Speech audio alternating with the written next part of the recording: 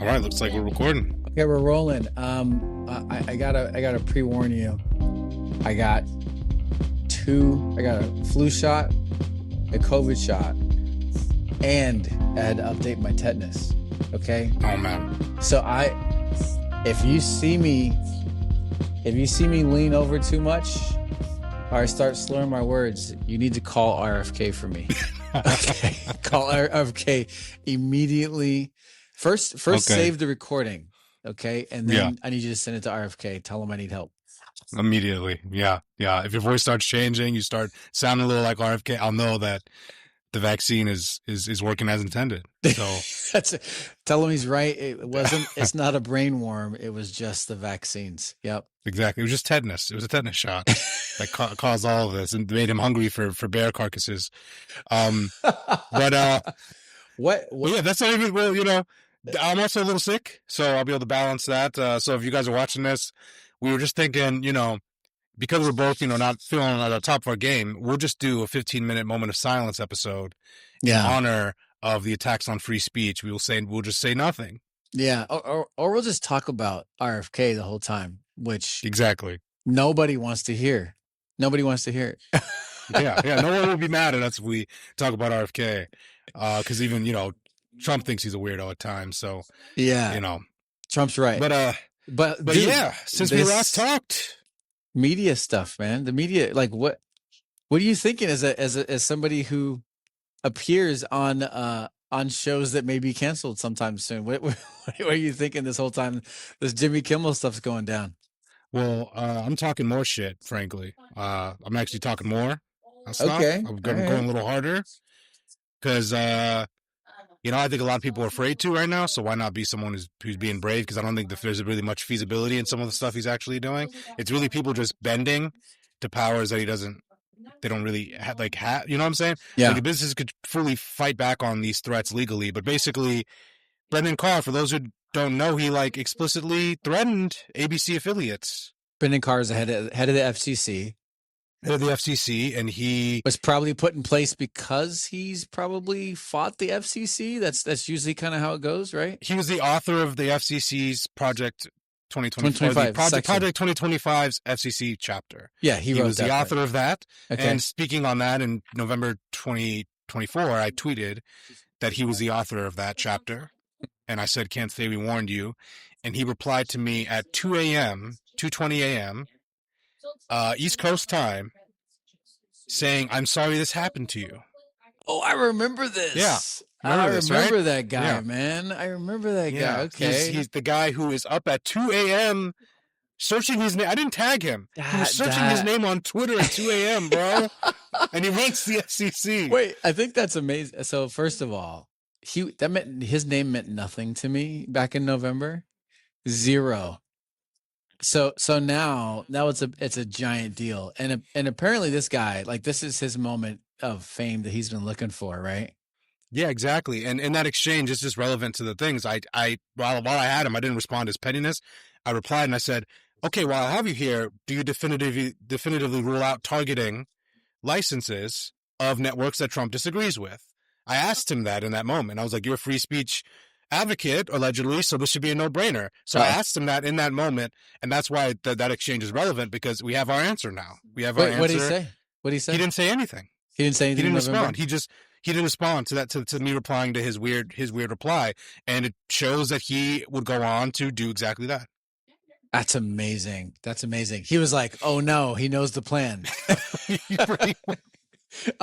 Ahmed Baba knows the plan, man. He was probably amazed. He's on Twitter, probably looking at weird stuff on Twitter and Googling his name and looking up his name. And then he's like, Ahmed Baba. And he's like, Ahmed Baba. He's got my whole plan. He's got my whole plan here. He thought he could just troll. But yeah, basically, that's what he's doing. On Wednesday, he explicitly went on a podcast and was like, ABC affiliates, he said, we can do this the easy way or the hard way. And then said, these people who have these licenses, these ABC affiliates owned by Nexstar and these other orgs, they should pressure Disney and ABC, or they might lose their licenses or get fined. And then that's exactly what they did. That's crazy. So there's a few things in here. The most obvious one that I think everyone's been commenting on is how sad it is that they folded. And we could go on and on about that. Uh, the first thing I thought of though, because you kind of follow the line of like, the decision making goes from this to this to this, and they wanted to do the mergers, and so that's why he's got the pressure point where that he can poke at. I think the root of all this goes all the way back to these fucking people shouldn't be able to have an organization this big.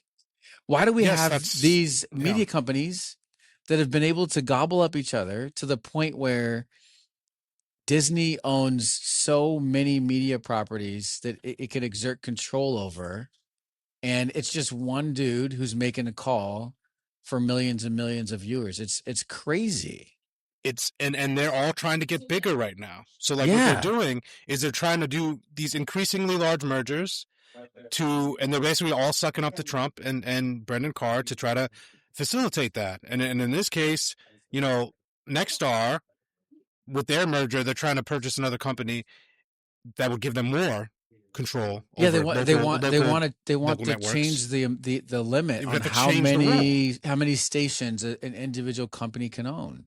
Yeah, so they're literally trying to get them, which they probably will change it now. Yeah. Brendan Oh Carr will yeah. probably do it for them. So basically, changing the monopoly rules. So basically, what we need now to add to the things a 2028 Democrat would have to fix is more robust anti-monopoly practices. Because you see another aspect on this, just on this point, on the conglomerate of billionaires that are friendly to Trump owning Mm-hmm. media. There's Larry Ellison of Yeah. Oracle, who just came out of nowhere with his son and just bought up, this Skydance and Paramount, just like, okay, now Ellison Group, Yeah. and they own CBS, and then that's what happened. That's what led to Colbert being fired, Yeah. and now they might buy Barry Wise's Free Press, which is a little right leaning, Crazy. Yeah. and then run CBS. So there's that aspect, and now there's a new potential thing happening here that I think hasn't gotten enough attention. Ellison Group is made an all cash bid For by TikTok. Warner Bros. No, Warner with that TikTok too. So TikTok there's too. TikTok too. Yeah. TikTok too as well. Yeah. The group will run TikTok and that algorithm, but then also Warner Bros, which owns CNN. Yeah. They So want to own all of news. It's a full on attack on it. It's an attack on free speech. It's an attack on a check on the administration. It's the attack on investigative journalism so they can get away with their crimes. And it's been their plan since I'd say Trump won, actually, because we saw this consolidation happening under Trump won. Larry Ellison, by the way, now the richest man in the world, actually, because of some AI stuff that you just did, and because Elon Musk is losing value on paper. Oh yeah, I think he's they've got net worth of hundreds of billions now. Yeah, yeah. So him and his son it's is just like they're in control. This is capitalism bigger run than amok. Murdoch. This would be bigger than Murdoch. Oh yeah. If yeah. he was able to run Warner Bros, Paramount, Yeah. CBS, CNN, it would be absurd. And then also if they get TikTok, Yeah. Oh yeah. Musk owns Twitter and X. Yeah. We're in a totally different world at this point. And then again, well, the way they would see it and the way they would argue it is that, oh well, liberals have run media for decades before this, which is technically true because the people who own them were liberals themselves, but they weren't infringing Right. the way that the right is literally like, we have a goal to inflict right-wing ideology on you. Yeah. And that's the worrying part. Yeah, and a part of their ideology is the elimination of some of you, actually. So it's not one for one. It's not apples for apples. I think there's this narrative that they keep peddling that's like, you do your extreme stuff and then we get to do our extreme stuff. Our extreme stuff does not mean that you have to leave the country. Our extreme stuff does not mean that you have to call yourself a certain gender or something. Our extreme stuff is not the same as yours, and so it's not apples to apples. And this is like I was saying, the root of this is out of control capitalism. It's a right, and not even a right wing, a right and a conservative belief that taxes should be low, government should be weak, and people should be able to make as much money as they want. And it's also a center left belief that it's okay to be fiscally conservative and socially liberal. And so when Republicans are in office, it's let's get more rich and let people get more rich and more powerful. When Republicans or when Democrats are in office, it's it's the same thing. It's let us have our social freedoms, and also wealthy people can get more wealthy and more powerful. And this is the when people ask themselves how we got to this point. How do we get to the point where, forget like calling them billionaires or whatever, oligarchs, where individuals can exert so much control over the news, over what we watch and hear, and it's these men, these powerful men in dark rooms. How can they do that? It's because on the left and the right, we have focused our policy on allowing them to consolidate wealth and power. Yeah, and I think on that aspect, I think where Democrats may aspirationally want to do more of those crackdowns, they aren't able to pull the whole coalition towards cracking down on oligarchs in a real way because, like you said, there's some of the center left, center, just center. You have a mansion or a Yeah. cinema, right? Yeah. And the thing Yeah. is, Yeah. Yeah. what we need is like a total rethinking of like Yep. what that well, like because I'm not one of those, and again, maybe he's like worked in tech before or just entrepreneur. I'm not really anti like capitalist generally. Mm-hmm. I think it needs to be balanced. Until there's no money in existence, until we have an actual Star Trek future, like currency is going to exist. It just is, Yep. right? So Yep. like Yep. until you have a replicator, and Yep. it's going to get nerdy for folks. Until you have a technology that can literally produce renewably everything humans Mm-hmm. need, you're not going to be able. Currency will exist. So until then, currency will exist, but there needs to be a balance. And I think like what Democrats should be able to run on in the future is like, hey, we don't want to eliminate all of capitalism, but we want to make it so not these few people hoard all the resources, and that every single individual has the chance Yeah. to pursue that, and that there's not these systemic barriers and obstacles. If you're born in one side of town under this family, you're like 10,000 times less likely to become rich than if you were born in this side. That's what I think needs to be rebalanced. It's not taking privilege away from people. It's giving other people opportunity, right? Well, I think there's a group, I forget what the name is. I feel like it's called like Millionaires for Progress or something, or it's a group of wealthy people that they're doing work here, but they've also gone international, and Uh-huh. they've basically said, what do how much is enough? How much is Yes. how much is enough for people to live so that they feel really, really good? And this is like, Mm-hmm. maybe it means you can buy whatever car you want, house you want, your kids all go to college and all that. Like, you've got all the freedoms that you want, all the access, you get to take vacations, you get to do all kinds of cool consumery things, right? You get to live within a capitalist society. How much is enough? And maybe it's millions of dollars. If that's the case, then if there's an enough line, then there's a too much line, and Yeah. the too much line needs to get taxed. And I think we would agree that the Yes. enough is not billion. It's probably in the millions, and maybe it's in the hundreds of millions. That's fine. Yeah. But above that needs to get taxed, because Yes. we've Definitely. got to pay for older people that have worked their entire lives and can't work anymore. And how are they gonna live? We've got to pay for people who are our family members who have disabilities that maybe some of them Mm-hmm. they were born with. Maybe they got into an accident, but we care about them. How are we going to pay for that? We've got Yep. to pay for people who need homes, and Mm-hmm. maybe they've gone into medical debt or something, or they're older, or maybe they're disabled and they need a place to live. We've got to pay for these things, and Mm-hmm. and that's the kind of stuff that starts to also connect to things like crime and safety, where a lot of people are worried about those things as well. Those are all connected to quality of life that people have.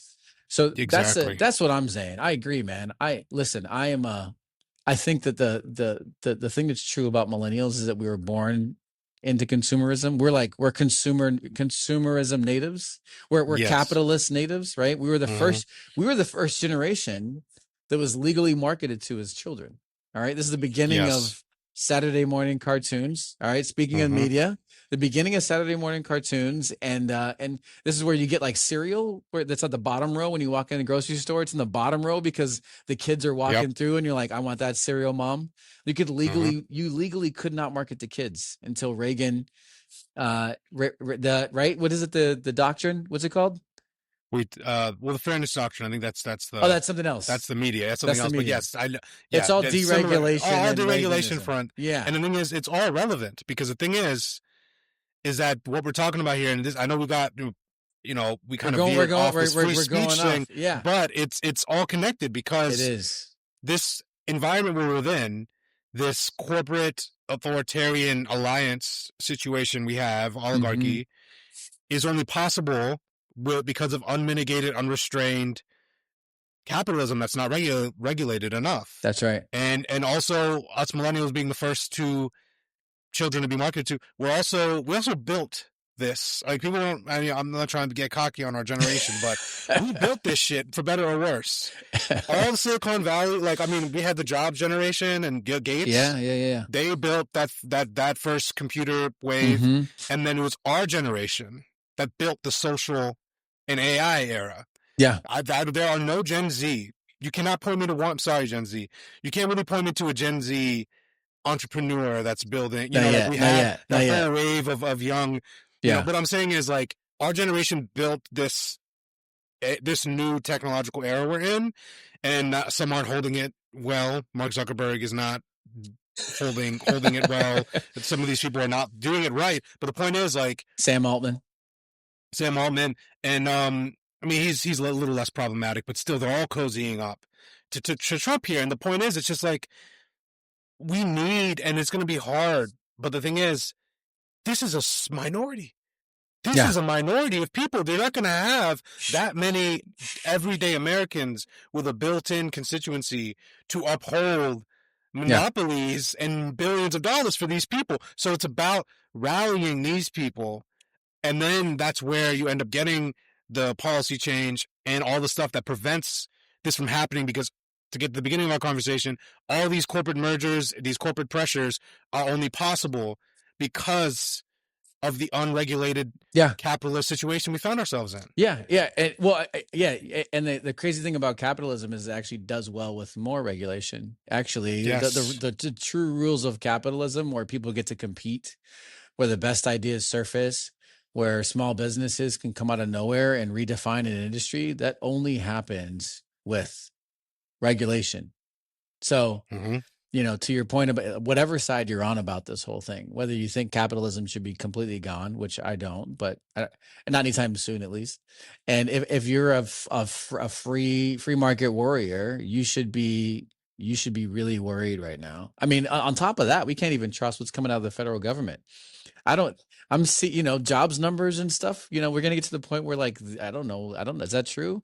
You got the FBI doing investigations and people are like, I don't know if the evidence is real. The fake mortgage fraud allegations. It's just, now we're just starting to get into the really dystopian mode here with the free speech violations. And it's just, again, like, what's annoying to me again is because politically there's no consumer pressure for them to do this. Like this is all topside, one way. Like before Disney and all these corporations, like people try to compare the cancel culture to this. It's bullshit because it was the public mob, right? It was the pressure from the public saying, no, fire this person. And then it's just Brendan Carr sitting behind a podcast mic saying, do this. And Trump saying, do this. And then now they're doing it. And the thing is, it's so short-sighted because they're going to see their bottom lines impacted overall. And this is where the consumer power comes into play. Mass mobilization of people being able to move their dollars in different ways, which sucks for me. I'm a big Marvel fan and I love Andor. I know, dude. And then people Disney are goes like, and turns around and cancel does this. Disney, cancel Hulu. And I'm like, man, I don't know about that. I don't know, man. I don't know. Some of this I'm like, oh man, this is where the consumer in me. It's like Avengers comes out next year. What are we gonna do? What are we gonna do? They just wrapped filming. I need to know what happens with Doom. They're bringing RDJ back. Like what? No, but it's just I need to pass. I know this is why I'm gonna knock on a bunch of doors. You know what I mean? So I could be like, guys, I built up some credibility here, so I could. So I can go watch this movie, right? You guys are going to give me a pass. You're going to be cross the picket line. The picket line is going to be outside the theater. And that's why we hope it doesn't get to that because I think Jimmy might come back, by the way. I have a feeling he might return. Okay. Because so this is a cool thing that all the late night guys are like they're all banding together, and they've been talking about doing an independent thing or whatever, right? Like the thing I love Potentially, about this is that they're a bunch of rich guys, and they have power in liberal the circles, thing and is, they can mobilize. what I think we're going to start to see further decentralization of media. And I Yes. know for everyone watching this podcast has gone everywhere. We've gone philosophical. We've gone, we're not even sticking on one topic, but Take that's the why ride. you're here. Take the That's ride, why you're here. Me guys. and Charles also haven't really talked about this, so we're just catching up, Yeah, basically. yeah, So yeah. just enjoy it. But basically, full decentralization Yeah. of media. You know, like we're gonna see, because like especially if Ellison Group buys CNN, it's like that's gonna be it. All right. Now we're just in the lost cause territory with some of these networks, and Yeah. we're already seeing Don Lemon, who I do that pod with. He's been doing awesome, like on the ground live streaming. He's like doing what Twitch streamers do, but as a reporter on the ground on Capitol Hill with his mic. I saw that, man. Really It's innovative good. shit he's doing. And then you've got Joy Reid out here as a Substacker, Yeah. and Jim Acosta, and then with these late night hosts, when they realize that they can make tens of millions of more dollars as just podcasters. Yeah. Because it's hard, it's scary without the salary, but they have the viewership that could follow them, and they can get those ad dollars. I think we're going to see a lot of these people begin to break off if this continues. Yeah. And then at that point, Trump's going to, it's too much. It's whack-a-mole. How many are you going to try to, you can crack down on these big corporate organizations, but you're going to crack down on 1,000 Jimmy Kimmels, Well, and 1,000 Don Lemons. Yeah. Did you see Yang in his mobile? I didn't see Yang. Yang just announced a new mobile company, a new kind of like a Mint Mobile type thing. He announced a telecom company. Yeah, it's called Noble, and he's talking about getting you off your phone. But the point is, interesting. You're going to start seeing liberal digital infrastructure to support. And I mean, it's not even liberal content. It's independent content, really, because Don Lemon is not in anybody's pocket like that. He's saying whatever he thinks, and he's making some traditional Democrats mad. But the liberals are the ones that want freedom, and the Republicans are the ones that want control. Not even conservatives, because they're not true conservatives. I wish I had a real conservative I could debate with now, but that's that's the future of technology, of maybe entertainment, where you're going to get people who, like, we're clearly seeing, people saying, I'm going to divest from your entire monopoly, all your brands, right? And I'm moving over here. I mean, the big competition for late night television, actually, and mainstream media are people like you on Instagram and YouTube, where it's like, like you said, Don Lemon, where people are like, you know what, the structure's already there. I don't need this. Now here's the other risk point, though, is that, this is, Facebook has Instagram, and Facebook has WhatsApp, and Facebook has Facebook, right? And then we'll see what happens with Google and with YouTube and others. And so you may get these like where your stuff is right now. I mean, the owners of Substack actually are kind of sus, right? Well, they've been speaking out on this on the Jimmy stuff. Good. They've been saying looks like this side also cracks We'll see what down. happens. They're really so agnostic that I don't think that I think they would let it. They're going to let you do what you want to do. I think they're not going to ever crack down. Their whole model is free speech. I think Substack will be a safe space for a while. Okay. Also, you have the emails. You have the email on Substack. It's a newsletter, right? I think we're going to continue, and that's why my focus is there, and just transparently, like, I have followings on TikTok. I'm actually starting to create more TikToks now, just because it's such an easy way to gain an audience. But I've got Twitter, obviously, and even with Musk, my Twitter following hasn't gone away, right? So I have less engagement there because he twisted the algorithm. But email lists, like, I see a lot of people leaning into, like, those are things that no one can take away from you. And there's going to be, I think, more people are going to have more independent thinking, and like, where can I take my content, my audience, and not be touchable, and remove leverage points against me. Yeah. That's where I think people are going to start to move. And I know this is like thinking about the thing after the thing after the thing with this Kimmel thing, but it's just, people need to realize, like, Jimmy Kimmel has a brand. Yeah. Fallon and these people, and they a have lot of audience. friends. They A have a lot of lot of friends. They have friends. audiences, and they don't have to be broadcast. And also people are decoupling from cable Yep. and these bundles, the YouTube TV, Netflix, streaming platforms. If you can create platform agnostic content that you can send everywhere and make it available for people, you can run your own personal ad business and make way more money than you did at Right. that network. And I think we're going to see this shift start to happen, especially. I'm sure Colbert has been approached by multiple other networks, but I'm sure he's also thinking, do I just start a YouTube channel? Do I just do it myself? You Yeah, know? so he definitely got approached the minute his show was announced that it was canceled. Yeah. I think they've probably thought about the individual thing. I bet they're actually thinking about how powerful they could be if they did it together, though.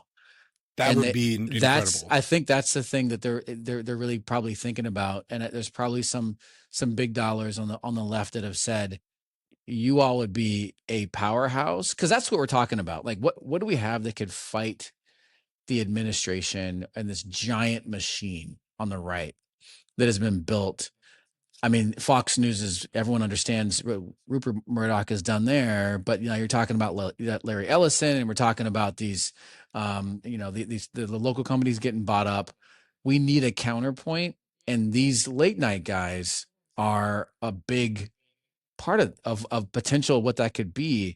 And I would be Yes. shocked if they weren't thinking, I want to, I want my legacy for this last phase in my life and my career to be that I fought autocracy, fascism all the way to the end. And I Yeah. did it in front of an audience, and I was having fun and making jokes, and I did it my way. I think these guys want to go out big. I think they should. And also, whether they do it collaboratively or they collab and have their own different things, like Conan O'Brien, for example, after he's by the way, my favorite host of all Oh time. yeah, Conan's your guy. All I'm a Conan right. head because he's also Okay. his history buff. I'm a low key Conan fan. Ah, okay. Biggest regret was too young to not have been able to make it on his show.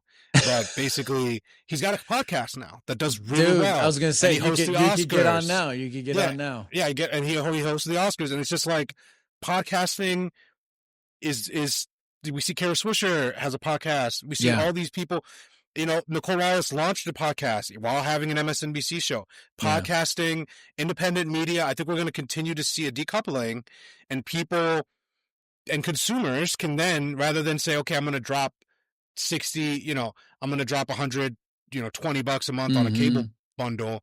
I can just have a couple streaming services or YouTube TV, and then I'm going to subscribe to different news sources and Yeah. individuals that I like. And also, liberal media, rich people, if you are in this space, fund and subscribe and pay for this content. There's just not enough of it. Like we see Yeah. Kamala Harris, and again, I bring this up, no shade to Kamala, but Kamala raised over $1 billion, Mhm. and then it went nowhere. Like it went into ads. Mhm. She put a good fight up, but she didn't win.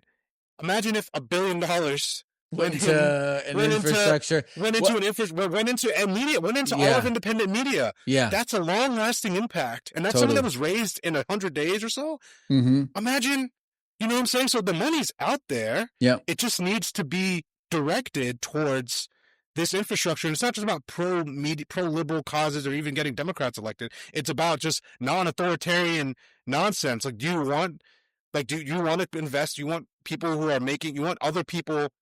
Right now, if billionaires exist, why don't you create some good ones? Or create some infrastructure where there's a Right. lot of other people and organizations who are rising that are able to have a positive impact and create the content you want to see. If Warner Bros. Is going to be owned by the Ellison brothers, the DC I universe, know, man. Superman just dropped. I'm not trying to have that get corrupted too. Like, let us have something. Let us have something, man. Let us have something. I don't Okay. know. We went off, but No, it's good. It's good. I love all the different places that this conversation went. We try not to be the first ones out, because those are you get a lot of talking heads with little information. And I love that we get a chance to kind of digest what other people are saying and look at it from a different lens. Again, you and I do work that is not just analysis. It's also, how can we help to shift what the narrative is and keep people positive, hopeful, and then active in fighting for democracy and the things we believe in. What do you think? Yes. What do you think is what do you think's next? What are you looking for next? It's Friday. We're filming this on Friday, September 19th, about middle of the day here in Seattle. But what do you think's coming up next week? Well, I mean, there's might be a Memphis deployment of the National That's right. Guard. Yep. I'm looking at what the liberal crackdown on the groups, what that would actually look like. I know he just designated Antifa as a terrorist organization, but just one thing I will want to say, he designated Antifa as a terrorist organization, which it doesn't even exist. The fuck does that mean? It doesn't even exist, and he can't even legally do it because it's not a foreign organization. Again, wow. a lot of this, and again, what I want to touch on before, because I want a part of our job is to not doom and gloom people, and I know a lot of people just doom and glooming. There's enough the thing is, it's like there's a reason why Pod Save America hasn't been shut down, or or even threatened, and there's a reason why he had to just use the FCC. Like they're still working within their levers that they, and the thing is, he doesn't even fully have the ability at the FCC to do exactly what he threatened. To just without cause revoke these, there's also a process, you know what I'm saying? So point is, like, again, a lot of it is them wanting to appear more powerful than they are. And he's using the FCC because and the thing is, ABC and these big orgs, they're not licensed themselves. It's just these local affiliates that are, and he had to target them to pressure them. Yeah. There's a lot of different pressure points, but the point is, like, doesn't have that much leverage over everyone else. Yep. Like independent people, were you going to whack them all and target 50,000 independent creators? It's not going to happen, frankly. You'd have to pass some like anti-speech law for it to have any legal standing. In the Trump administration, what, are you going to drop 1,000 defamation cases against every single independent right. So it's not going to go. What we're saying is we've got time. We've got time. We've got structures to fight back. We've got hope. We've got people that are that have a lot of power and resources that he's going against, and they've shown us that they're not going to just lie down, and that should give you a little bit of hope. I agree. Okay.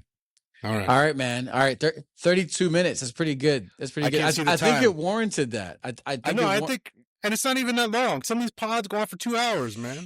Yeah, man. If Joe Rogan can do 3 hours, guys, you can watch us for 30 minutes. Yeah, come on. We got to sit down for a Joe Rogan level stretch one time. When you're in person, we'll have a. I don't even know how he does it. Does he use the bathroom in the middle of intermission? They smoke weed, man. They get high, they get high. They sit.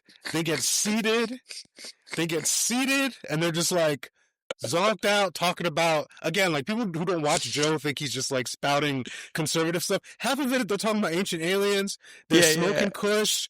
They're just bros in the garage talking for 3 hours. Like, people don't get that that's the show, which is funny to me. But like, yeah. That's what they're doing. You know what? Don't get it. Please don't get it. I hope nobody ever understands Joe Rogan. Okay, don't try it. Don't go there. Don't watch it. All right.